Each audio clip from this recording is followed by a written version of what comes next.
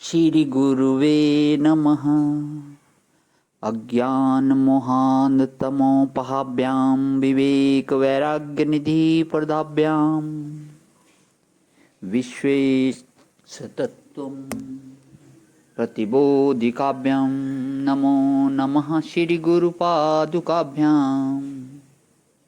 ॐ शान्तिः शान्तिः शान्तिः।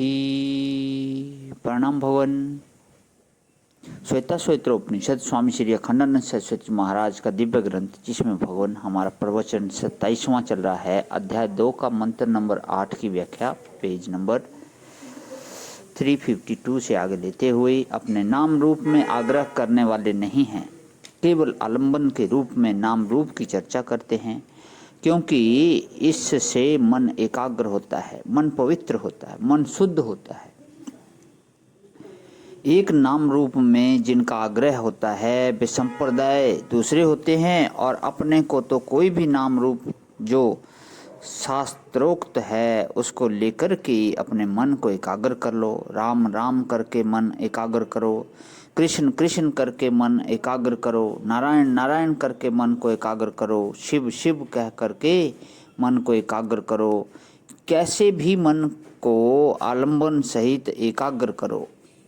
अब बोले कि कोई कोई निरालंब होते हैं, कोई आलंबन नहीं लेते हैं, तो उनके मन में ही इतनी शक्ति होती है कि सारी इंद्रियों की वृत्ति को वे बिना आलंबन के ही अंतर्मुख कर लेते हैं।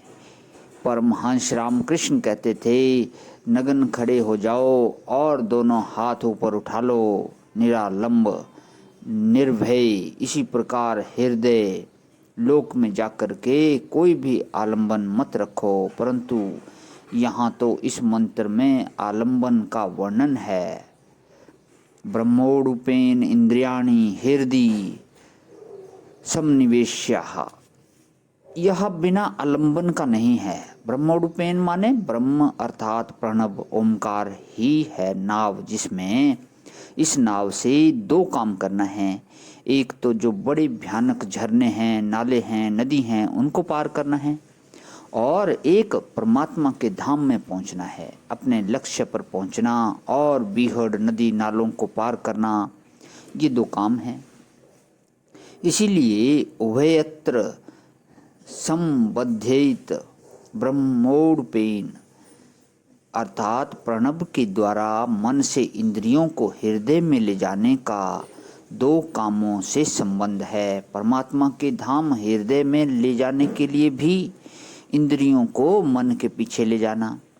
तो क्या करना कि दीर्घम प्रणवम उच्चार मनोराज्यम विलीयते। अगर इंद्रियों की वृत्ति पर विजय प्राप्त करना है तो दीर्घ लंबा प्रणव का उच्चारण करो। कैसा लंबा कि कभी कमल की नाल तोड़ दो और उसको खींचो तो उसमें से तांत निकलती है। तो जैसे उसको खींचने पर तांत निकलती है, वैसे ही ओम का ऐसा उच्चारण करो कि तांत में से तांत, तांत में से तांत, तांत में से तांत निकलती जाती है। ऐसे लगातार ओम ओम काल को लंबा कर दे, काल में लंबा कर दो। जैसे यदि राम बोलना हो, एक और हुआ रा और एक और हुआ म, बीच में खाली जगह है कि नहीं। जब लिखते हो राम तब बीच में खाली जगह यदि नहीं रहेगी तो राम दो अक्षर ही नहीं होंगे।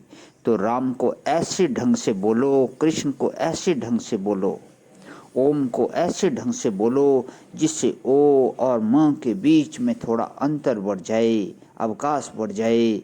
अब देखो, ओ और म के बीच में जो काल होगा ना, उतने काल में तुम्हारा मन निसंकल्प हो जाएगा।